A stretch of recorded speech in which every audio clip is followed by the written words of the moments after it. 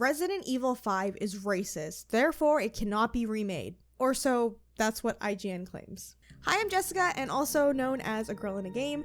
I make gaming videos on this channel, but also I occasionally make theory videos and analysis videos. So I know I'm kind of late to this topic about Resident Evil 5 and the whole IGN video article thing, but I just wanted to talk about this as a Resident Evil fan myself and kind of give my opinions on it while deep diving into the, backstory of Resident Evil 5 and why I think it should be remade. I do want to start off this video by saying please do not send hate to anyone. This is just an opinion piece. I kind of just want to talk about it because that is the whole point of my channel. I love discussing video games. Please let's not be hateful in the comment section or towards anyone at IGN or anyone else who has a different opinion. So IGN released a video and an article a couple of days ago about Resident Evil 5 and its potential remake, explaining how it should not be remade but rewritten due to its weak writing, unfavorable gameplay, and racist undertones. Now the last one is a really big one and I really want to touch upon that, so we'll talk about that soon. It goes on to say that Resident Evil 5 had a goal of gunning down people with powerful weapons, while at the same time comparing Resident Evil 5 to Resident Evil 4, where it's all about survival and protecting someone. The Resident Evil franchise has always been about survival horror. You're surviving in the situation where hordes and hordes of zombies are coming at you. So gunning down people is pretty norm, considering this has always been the case for every Resident Evil game. So I kind of found it weird that IGN was implying that Resident Evil 5 was gunning down a certain group of people. These infected people are trying to kill you. That is their goal in the game. What are you supposed to do? Just let them eat you? And sure, you can argue the fact that the series got very different by the time we reach Resident Evil 5, but survival is still the goal of this game. You are still trying to keep Chris Redfield and Sheva Almora alive. Next thing they point out about Resident Evil 5's gameplay is the maps don't have a real purpose. Unlike Resident Evil 4 and previous Resident Evil titles, they offer a lot more exploration. Like I mentioned, Resident Evil 5 kind of took a weird turn in terms of like where the story was going and also how the feel of the game is. And this is mainly due to the fact that when it came out. So during the 2000s, video games like Gears of War, Left 4 Dead, Bayonetta were at the peak of like what was trendy. And what I mean by that is like very high action video games. Fast paced, action, gameplay, that kind of thing. That emphasis on that was the trend back in the day. And when this game came out, I guess Capcom was just trying to chase the trend like a lot of other video game companies do. Whenever they have like a sequel to the games, they kind of want to match like what the trend was happening during this time. And obviously not every single time is going to be good or it's going to work out or whatever the case may be, but that's what was happening with Resident Evil 5. Even when I played it, I thought it was ridiculous and over the top, but I wasn't taking it like seriously. I was just having fun with it, but I could tell because the reason why it was so over the top is because the year it was made. And they also point out how it's not possible for a remake because of its location. Since Resident Evil 7 was considered the restart of the series, and each new game that Capcom has released since then has had this theme of like a haunted house. So Resident Evil 1 takes place in one manor and one haunted house and kind of goes on from there. And then also Resident Evil 2 Remake takes place at the police station, primarily at the police station in Raccoon City. Newer titles like Resident Evil Village, it's kind of centered around one certain area. And so the IGN video continues to say that Resident Evil doesn't do that. Therefore, if they were to remake it, it would point out all its flaws. But isn't that the point of a remake? I know we're getting a lot of remakes, especially in recent years, and that's due to nostalgia, but I feel like personally, in my opinion, what makes a good remake is when they start to adapt and evolve the original story. Of course, the original story is still there, but they decide to change some things. So wouldn't that be a really good thing for Resident Evil 5? They keep the whole core of the story the same, but they adapt and change things to make the narrative better. Kind of like what they did with Resident Evil 2 Remake, Resident Evil 4 Remake, Resident Evil 3 Remake. Like all these remakes, they've already done it and they've done such a good job with all of them. Here's the next part of the video that's got me a little annoyed. They explain the racism within Resident Evil 5. So if you haven't played Resident Evil 5, I'll explain the plot real fast. It is 5 years after the events of Resident Evil 4, where you play as Chris Redfield, who is now an agent of the BSAA. He is dispatched into West Africa while teaming up with his new partner, Sheva Almora, to apprehend Ricardo Irving to stop him from selling a BOW on the black market. When Chris gets there, he discovers the locals have been infected with the parasitic Ouroboros virus. Now obviously there's more to it, but that's essentially what this game is about. The IGN video continues to say that Resident Evil depicts the locals as violent primitives and act this way before the infection takes place, wearing tribal outfits, carrying spears to attack Chris and Sheva, stereotyping Africa as like a dark continent, which shows that its people is like uncivilized. Also having the fact that its population is being ruined by disease and is gunned down by Western intervention. Now, obviously, I can't speak for Africans because I am not African. I do not live there, but I feel like this is such a huge claim and a huge stretch to like what this game actually represents and why a lot of people actually enjoy Resident Evil 5. So if you were back in 2009 and this sounds familiar, it's because it does. This exact claim happened 15 years ago when Resident Evil 5 debuted its first trailer. There were a lot of people upset for the same reason, saying that it was very racist. I also want to show you guys these clips from the actors of the game from the Associated Press that they did, explaining what they thought about all the claims of it being racist. Sheva Alomar is definitely a passionate girl. She's from Africa and returns to Africa to avenge what happens to her in her childhood. It's in Africa. It's been in Antarctica. It's been, I think, in Spain. It's been in the Midwest. It wasn't racist then. Why should it be racist now? It's in Africa. Have fun with the game. Play the game. You know, they were shooting people who weren't infected or shooting people who weren't, you know, part of this evil.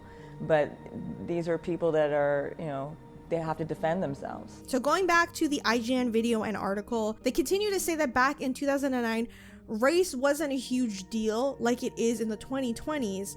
So having a white man shoot a bunch of Africans is a big no-no. But again, that is not the point of Resident Evil 5. The main reason why we have African enemies is because the game takes place in Africa.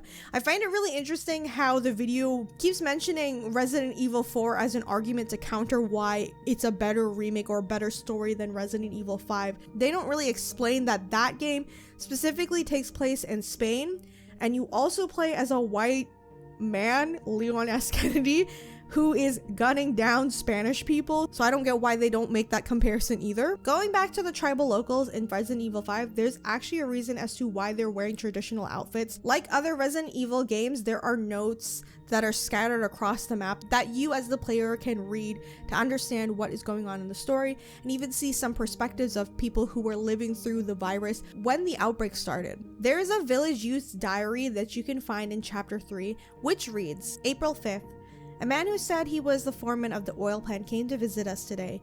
He said he wants to inoculate everyone living near the oil field against some kind of disease. In my parents' generation, they tricked our people and stole the land and turned it into an oil field.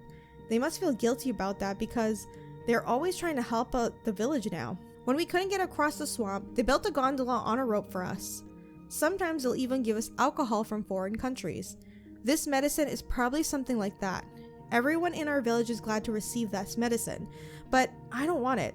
I don't want to have a reason for not getting it. I just don't like the way the foreman looks, that's all. April 8th. Everyone went to the oil field to get this inoculation. The village is usually never this quiet. The only thing to do today is sleep. April 9th. I slept too much during the day, so I couldn't sleep at night, and it was noisy outside. Everyone was talking with serious voices in the middle of the village. All the children in the village had come down with a fever. The mothers all drew water to cool their babies, but it didn't help. By the next morning, they were all dead. In the morning, our leader went to the oil field. He wanted to know if the medicine they were given killed the children. When he came back to the village, he said the children died because they had the disease. He told everyone that they needed to go back for more shots. I didn't want to, but everyone in the village was worried about catching the disease. They forced me to go with them and get the shots. April 10th. People are fighting in the village. All the men are very angry. It might be because all the children died, but I think it's something else. The women just sit around and don't care. I wonder if the disease is spreading. April 11th. I couldn't sit still today. I felt like something was moving around inside me. Outside, I saw a man who looked strange. He was naked and had a weapon. His entire body was covered in war paint. It wasn't even festival day. I tried talking to him, but he turned around and I saw his face. He didn't look human. What is happening to the people of my village? April 12th. The screaming has stopped since yesterday. The men are all dressed like our ancestors and fighting each other. Most of the women have died. April 13th. Head hurts. Fever. Feel angry. Saw a big man outside the window. Very tall. Must be vision. April 14th. Feel good. Screams. Stop. Looks fun. Want to kill. So it seems that they're wearing very traditional clothing, not due to like a stereotype, but because the virus seems to regress them into thinking of the old ways. Now, obviously, not everyone's going to read these journals or like look for side stuff or collectibles in every game. So could have this been showcased better? Yes. Could Capcom done something differently? Yeah. And obviously, I'm not saying that them regressing to their origins is like an excuse. That's the whole point of a remake. Like I said earlier, this is something that they can improve upon if they decide to remake Resident Evil 5. I can even admit the first time I played this game and I saw the locals wearing the tribal outfits come out, I did think, wow, this is kind of racist, knowing that I had no context of this game because I did play it 10 years after it was released, so I had no idea about the context of that. And also, I don't think I was able to find these journals in the game because I was streaming it with a friend. We weren't really like taking it seriously at the same time. So I never knew that there was an explanation for that. To add insult to injury, if you guys know the origin of the T-virus, the first virus in the Resident Evil series, it was actually founded in Africa. So that also puts another sting within the community, and I guess within this region, this area where Chris is going towards, because they have been exploited by multiple different companies. So not even just this oil company, but Umbrella themselves. They have came here and taken something from them and turned it into something bad. And maybe the reason why they decided to regress to their origins with the tribal outfits and war and stuff, like the young villagers said, these people were fighting like they used to back in the day. If you guys know, BOWs, bioweapons, are what they are and what Umbrella is actually trying to do. They're not a pharmaceutical company. They're actually a company that wants to make bioweapons and sell it to other people. And it's got me thinking maybe the reason why these villagers were acting like this is because they're acting like soldiers. Soldiers are technically weapons of the government or somebody who has higher power. In this case, it's Wesker, since he's the one who's creating the Ouroboros and releasing it to the public, or whatever the case may be. He's using these people as his soldiers. So it's not a matter of fact of like, oh, let's get these people in tribal outfits just because we're in Africa. I think it's supposed to represent them being bioweapons. Alright, so what about the claims of a white man attacking people of color? Or how about Western intervention because of its location? The video mentions how the remake should include a black protagonist, completely ignoring Sheva, and that makes me very upset because I actually really love Sheva. I think she's such an important part of the Resident Evil franchise. So this is a really weird claim. It's as if no one played the game. Obviously, the main character is Chris Redfield. His story starts back all the way at Resident Evil 1. There's a reason why he's included in this game. Like I said, the BSAA is part of this, and that's a huge storyline in the Resident Evil franchise as well. Sheva is just as important as he is in this game. Sheva was actually designed to symbolize the bond of partnership because Resident Evil 5 is a co-op game. And like I said, during this time, co-op games were really huge in 2009, and Capcom was chasing the trend, which is why we have two main protagonists in this game. So I never got to play this game until 2019. You guys can watch my Let's Play if you want to. I played it with a friend, and I played Sheva, she played Chris, and throughout the game I really loved her. I thought she was a great character, great addition. She meshed well with Chris. Of course there were like corny moments and corny lines, but I laughed it off because, you know, I'm just thinking like, oh, this is just an old game, that's just how it is. Never once did I think Sheva was like a useless character or annoying or bad or anything like that. So if the remake did not have her in it, I would be very upset. That is the one thing I will not stand for, to erase Sheva from Resident Evil 5. She's very important and she needs to be there. The remake could easily do something like Resident Evil 2 remake where you kind of switch between Leon and Claire, but I feel like the best course of action is, if we're not going to keep the co-op within the remake, have a better AI built for Sheva, kind of like what they did for Resident Evil 4 Remake, having Ashley be a little more useful than she was in the original. I feel like the AI for her was a lot better. You could tell her to hide and stuff, and I feel like having Sheva fight with Chris, or you get to decide who you want to play as, Chris or Sheva, and have one of them be AI. I feel like that would work out really well for the remake. There is so much more to this game than just being a buff white dude in a foreign country, and I think Sonic Kick puts it best, and this is what they had to say on Twitter. Hey, remember how the plot of Resident Evil 5 is about how corporations stole Africa's resources and how they're polluting it for years by taking advantage of its people? That's why there are infected Africans in the game. But everyone wants to be service level. That's exactly it. Resident Evil is about corrupted corporations manipulating and using people for their own gain. Every single Resident Evil game centers around the Umbrella Corporation or something similar to show how dangerous they are to humanity. It's more evident in that when they move in on vulnerable people or communities where they don't have that much power to fight back. It gives people like Wesker the ability to do what they do best, be a villain, create these viruses, and just be crazy. You can take a look at most of the Resident Evil games where they're located at. They're not really located in very like dense locations where they have military on standby, they have all these people who can fight back.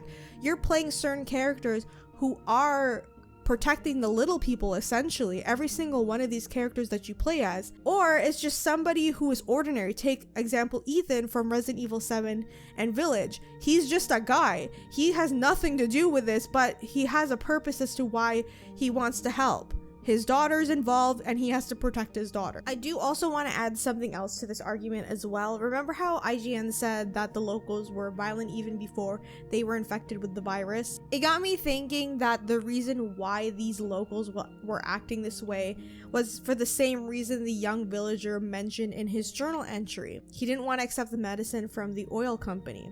Seeing Chris and the BSAA was just another corporation kind of coming in, and to them it just seemed like, oh, another company, another corrupted corporation is coming in to save us, but they're just, you know, using our resources and using us for their gain. They can't trust anyone new that's coming into the community, hence why they don't trust Chris. In conclusion, I find the video and article by IGN stupid. I really wish they looked more into the details to support their evidence, or at least what they're claiming to say about Resident Evil 5. And I will agree that some parts need to be fixed, like some things need to be rewritten. And like I mentioned multiple times in this video, that's the whole purpose of a remake. You kind of just elevate and evolve what the original story is to make it better. So that's gonna be it for this video. I hope you guys enjoyed. It's been a while since I've done a discussion analysis video on a certain video game topic, so yeah, I would love to hear your opinions. Please keep it civil in the comments. We're not here to attack anyone. It's just kind of like we need to discuss these things, because I feel like sometimes video game journalism is kind of getting out of hand, in my opinion, where they don't do complete research as to like what they're talking about, especially if it's for good. Like, I can see the intention of this article trying to say like there are bad things in Resident Evil 5 we need to fix, and like I said, that can be rewritten, that's okay, but completely ignoring the fact of like what this game is actually about instead of trying to like fathom like angerness is kind of weird. So I'd like to hear your thoughts in the comments below. Please let me know if you guys would like more videos like this. I would love to talk more about gaming rather than just playing the video games. And if you guys enjoyed this video, remember to leave a like, please subscribe and hit the bell button so you can get more videos from me. And if you're interested in seeing my let's plays for any of the Resident Evil games, please check the links in the description. I have played majority of them. Whenever Resident Evil 5 Remake happens, or if it does happen, I will definitely play it, because Resident Evil 5 is one of my favorites. You know, even though it's very corny, I still really like this game, so I'm looking forward to it. Anyway, thank you guys so much for watching, and I'll see you all in the next one. Bye!